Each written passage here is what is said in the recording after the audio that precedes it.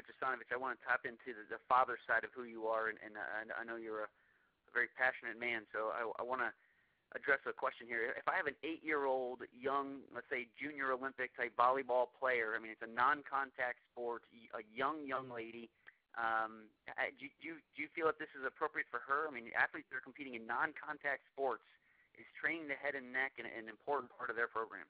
In Time magazine, in the July issue this past year, the U.S. Surgeon General made the statement that we have an epidemic of youth sport injuries today. And there's a number of reasons for that, but one of the biggest reasons is we are taking unprepared bodies and throwing them into competition. So certainly what we need to do to break this vicious cycle is we need to prepare their bodies. And whether it's neck training, whether it's training their quads and hamstrings, their glutes, they need to be preparing for competition. Otherwise, obviously, there are going to be injuries. Now, having said that, when you're talking about young children, because of their maturity level, this training has to be done where there's very much supervision. It happens very infrequently, one time a week, maybe two, but probably one is fine, and very short duration and very hard.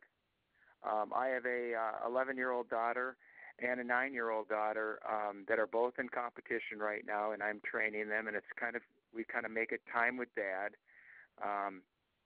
and we go one day a week hard for 15 minutes, and as a parent, I'm not doing this with my mindset to enhance their performance. I'm doing it to protect my kids from the rigors of the forces that they're going to experience when they get into competition. So certainly, yes, this is a thing that needs to be addressed for all ages, and particularly for the young that are going into these competitions totally unprepared physiologically. Again, we've been touching on it the whole time.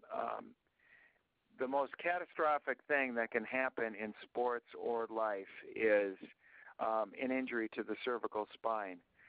And the most catastrophic thing that can happen as far as your identity in life is traumatic brain injury.